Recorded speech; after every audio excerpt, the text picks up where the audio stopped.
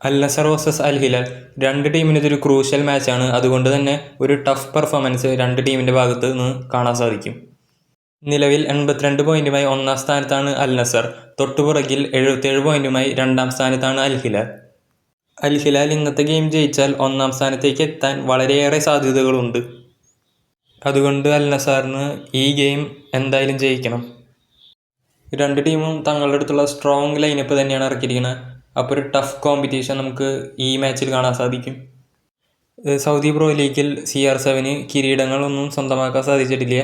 ഈ മത്സരത്തോടെ കിരീടം സ്വന്തമാക്കാനുള്ള ചാൻസ് വളരെയധികമാണ്. അൽ നസർ ഫാൻസിനെ സംബന്ധിച്ചിടത്തോളം CR7 ഫാൻസിനും ഈ മാച്ച് വളരെ ഇമ്പോർട്ടൻ്റ് ആണ്. CR7 versus Karim Benzema thrilling പോരാട്ടമായിരിക്കും നമ്മളിന്ന് റിയാദിൽ കാണാൻ പോകുന്നത്. ഇനി വെറും മണിക്കൂറുകൾ മാത്രം കളി ആരംഭിക്കാൻ. ടേബിൾ ടോപ്പേഴ്സിൻ്റെ മാച്ചെന്ന് ഇതിനെ വിശേഷിപ്പിക്കാം.